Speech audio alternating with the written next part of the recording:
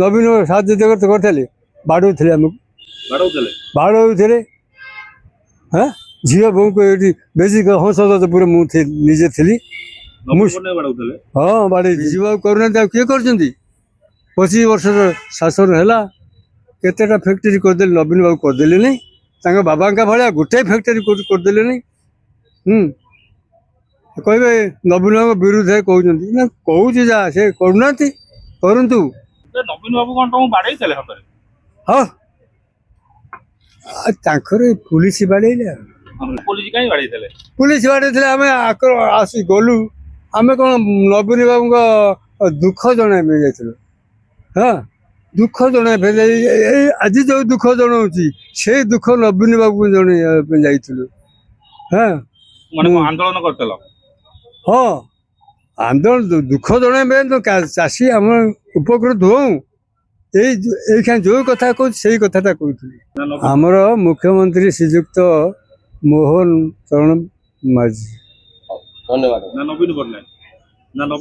ନବୀନ ବାବୁ କଣ ମନ୍ତ୍ରୀ ଅଛନ୍ତି ଆଉ ନବୀନ ବାବୁ ସରିଗଲା ନବୀନ ବାବୁ କଣ ମନ୍ତ୍ରୀ ନବୀନ ପଟ୍ଟନାୟକ ଥିଲେ ଏମପି ହେଇଥାନ୍ତା? ହଁ ନବୀନ ବାବୁ କଣ କରିଥିଲେ ନବୀନ ସାହାଯ୍ୟ କରିଥିଲେ ବାଡ଼ଉଥିଲେ ଆମକୁ ବାଡ଼ଉଥିଲେ ହଁ ଝିଅ ବୋଉଙ୍କୁ ଏଇଠି ବେଶୀ ହଂସପୁର ମୁଁ ନିଜେ ଥିଲି ହଁ ବାଡ଼େଇଛନ୍ତି ଯୋଉ ସରକାର ଯିଏ ଆସୁଛି ଆମ ଖବର ନବୀନ ପଟ୍ଟନାୟକ ତମକୁ କଣ କିଛି ଦେଇନାହାନ୍ତି? ହଁ କଣ କରୁଥିଲେ ନବୀନ ବାବୁ କଣ କରୁଛନ୍ତି ଦେଖାଯାବ ଏଥରକ ନବୀନ ପଟ୍ଟନାୟକ ନବୀନ ପଟ୍ଟନାୟକ ସମସ୍ତେ ନା ନା କହୁଛନ୍ତି ନବୀନ ପଟ୍ଟନାୟକ ସମସ୍ତଙ୍କୁ ଦେଇଛନ୍ତି। ହଁ ନବୀନ ବାବୁ ଶାସନ କରୁଛନ୍ତି 25 ବର୍ଷ ଆମେ ଜାଣିଛୁ ଆମେ ତାଙ୍କୁ ଦେଇଛୁ ଭୋଟ ଦେଇନୁ କାହିଁକି ତାଙ୍କୁ ଦେଇଛୁ ତାଙ୍କ ବାପା ଥିଲେ ସ୍ୱର୍ଗତ ବିଜୁ ବାବୁ ସେ କହିଥିଲେ ମୋ ଓଡ଼ିଶା ପାଇଁ ମୋ ପିଲାଙ୍କ ପାଇଁ କିଛି କାମ କରିବି ସେ ଆସିଥିଲେ ଜବାହରଲାଲ ନେହେରୁଙ୍କୁ ଆଣିଥିଲେ ପ୍ରାଇମ୍ ମିନିଷ୍ଟର ଆଣିକି ଦେଖେଇଥିଲେ ପାରାଦୀପ ବନ୍ଦର ଏଠି ହବ ମୋ ପିଲାଙ୍କ ପାଇଁ ମୁଁ ଭବିଷ୍ୟତ କିଛି କରିଦେବି ନେହେରୁ ଆସିଥିଲେ ଦେଖିଲେ ବିଜୁ ବାବୁ ଆପଣ ଏ ଜଙ୍ଗଲକୁ ମୋତେ ଆଣିଛନ୍ତି ଏ ଜଙ୍ଗଲ ସଫା ହବ ପଇସା କୋଉଠୁ ଆସିବ ଏଠି ବନ୍ଦର କେମିତି ହବ ବିଜୁ ବାବୁ କହିଥିଲେ ଜବାହରଲାଲ ନେହେରୁଙ୍କୁ କହିଲେ ସାର୍ ଆପଣ ସାଇନ୍ କରନ୍ତୁ ପଇସା ଯୋଉଠୁ ଆସିବ ମୁଁ କରିବି ଆଜି ସେ ଲକ୍ଷ ଲକ୍ଷ ଟଙ୍କା କୋଟି କୋଟି ଟଙ୍କା ଆମର ହଉଛି ସେ ବନ୍ଦରରେ ଇନକମ୍ ହଉଛି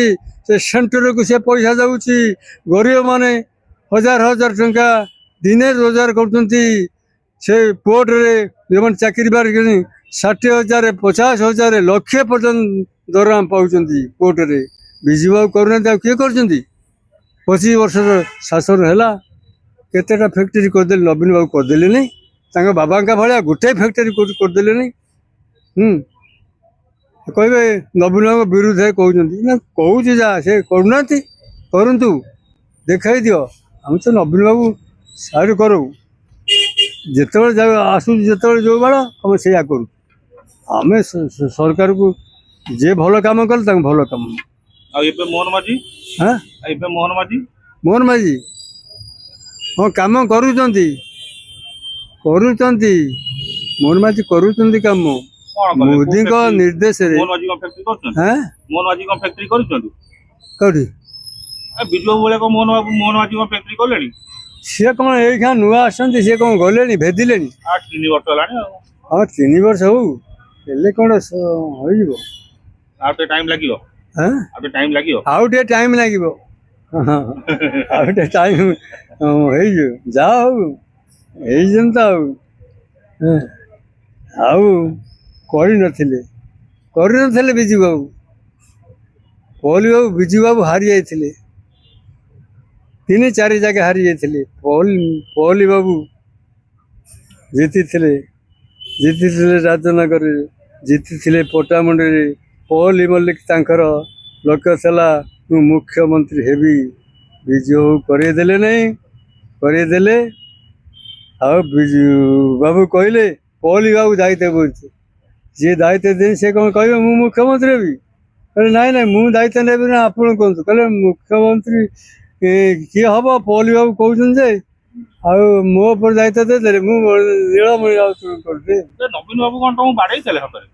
ହଁ ଆଉ ତାଙ୍କର ପୁଲିସ ବାଡ଼େଇଲେ ଆଉ ନବୀନ ତାକୁ ନବୀନ ବାବୁ ବାଡ଼େଇଥିଲେ ନବୀନ ବାବୁ ବାଡ଼େଇଥିଲେ। ଆଚ୍ଛା ମୁଁ ଯେଉଁଟା କହୁଛି ସତ କଥା ପୋଲିସ କାହିଁ ବାଡେଇଥିଲେ?